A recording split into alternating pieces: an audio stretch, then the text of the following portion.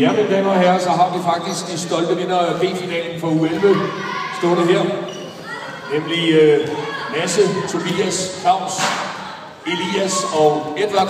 Og I vandt jo, Lasse, en finale, som hvad skal man sige, rimelig overbevisende over OKS. Havde I taktikken klar? Hvad havde træneren fortalt jer op til kampen?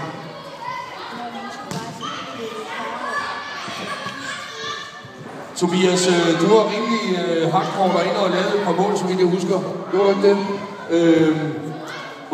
Hvad kan du sige til de mål, du får scoret? Er det let for dig at komme forbi OKS, eller var det svært?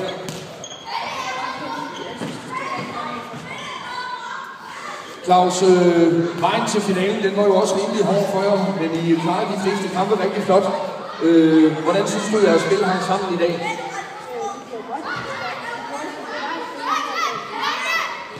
Og Elias, du var en af dem, der, så vidt jeg husker, dirigerede forsvaret flot. Var der nogle problemer med OKS? I havde styr på det fra start til slut, mener du? Og endelig, Edvard, du styrede også midtbanen rigtig flot og byggede spillet godt op.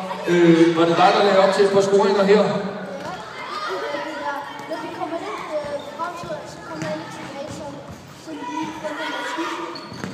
Super flot. Tillykke med medaljerne, drenge. Tillykke med førstepladsen. Kom godt hjem til hjernet. Ha' det godt. Hej.